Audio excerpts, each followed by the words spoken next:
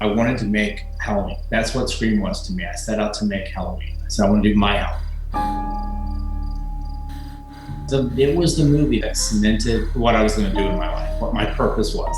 I was going to make Halloween. When this movie first came out, I think the timing of it was absolutely perfect.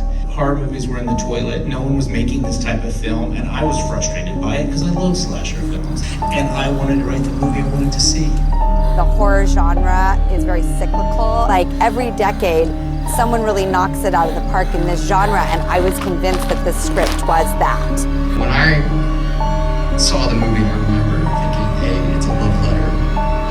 And then it actually was able to give it was a rebirth.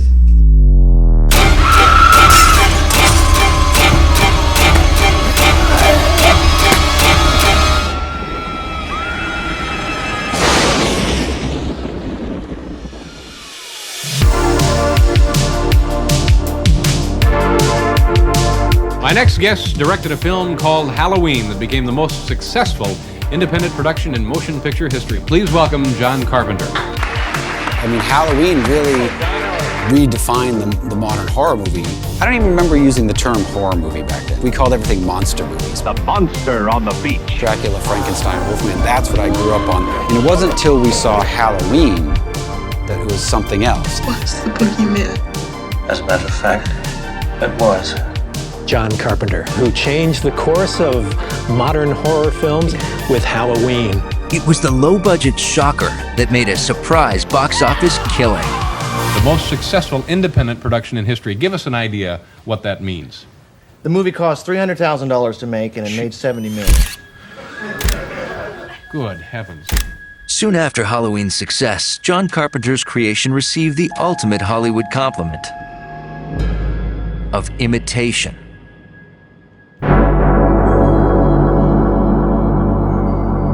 First of the horror movies.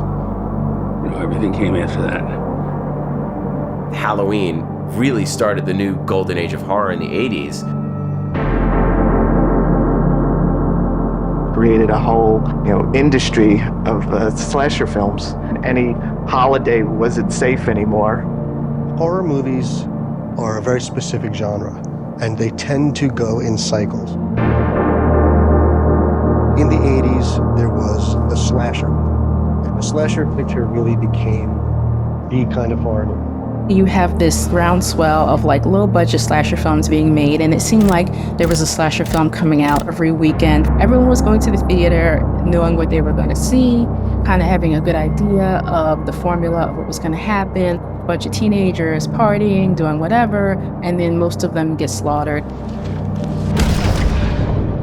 Nowadays, all you're getting is corporate American movies and McDonald's movies from Hollywood. The entire world has been taken over by that. By the mid-1990s, audiences had grown tired of the played-out formula of typical teen horror movies, popularized by lackluster sequels and inferior imitators.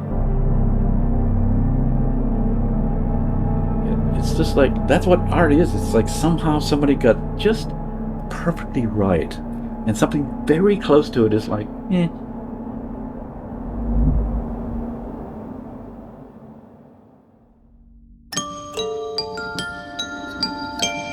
Most of the scripts that come across your desk are just gore for gore's sake, and they're just rehashes of Friday the 13th or Halloween or Nightmare. You can just say, oh, here's the scene from that film. It's just somebody has cobbled it all together. And so you get these sort of Frankensteinian monstrosities of scripts that are really terrible. And you read 10 or 15 pages and throw them on the floor. Worst film you ever saw? And every once in a while you get a script like Kevin Williamson's script of Scream. This was a script that caused a huge bidding war in Hollywood. Sold to you. Thank you so much, sir. It was sold for a gigantic amount of money. We got a call from Miramax. It's saying, okay, Bob read it, he loved it, he wants to buy it. Bob understood it, Bob loved the genre. I mean, Halloween was one of his favorite movies, it was one of my favorite movies. Kevin homaged Halloween left, right, center. And even in the opening, Drew Barrymore, what's your favorite movie, when the killer asked her on the phone? Halloween. A girl was killed in a garage in Halloween, and we killed someone in a garage. The girl was popping popcorn in Halloween. She's popping popcorn here. And sort of sprinkled little Halloween moments through this film.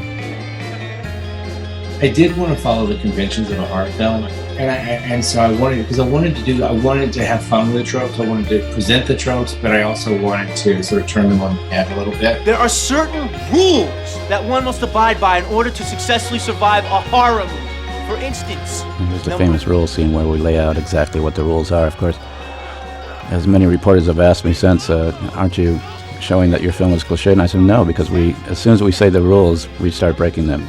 never drink or do drugs. Russ, I think, since he worked in the genre many times before, he wasn't really interested in repeating himself. He wasn't interested in, doing an homage to himself.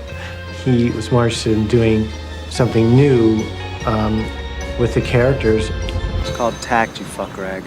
It's the first, quote, horror movie that I've ever read or seen that really kind of stuck to the characters instead of the blood and gut factor. To me, it's always been one of the most interesting things to do in the genre is to start with situations that could be cliche or characters that could be cliche and then make it human, because it makes it much more powerful.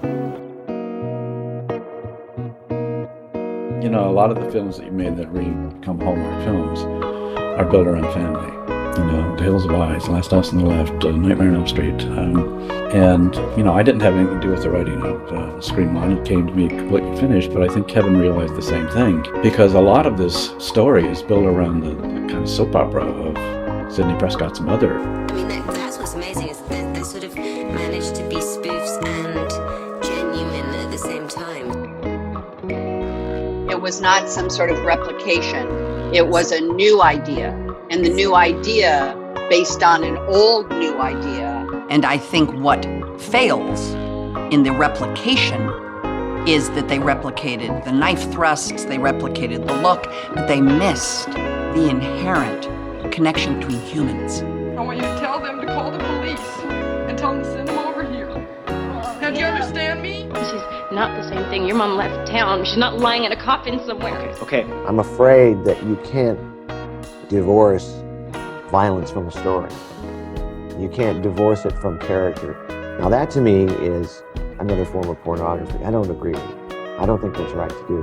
Because all you're doing is you're debasing human value. So, I think if you're starting out and you want to make something that's going to have weight, focus on who the people are that you're telling about, and then the audience will come with you.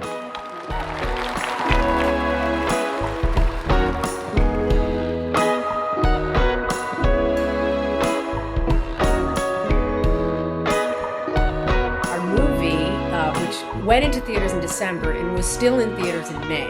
Scream opened the floodgates to a full-blown slasher revival. I know what you did last summer, Urban Legend, they just kept coming out one after the other. But it was a great boon to horror fans and the horror genre. Horror was hot again. That was the rebirth of teenage horror, and just like in the 80s, just like Halloween was, it was the birth of a lot of subpar movies. I guess what I've tried to do is I've tried to make movies where I can honestly say I haven't seen that before, and to follow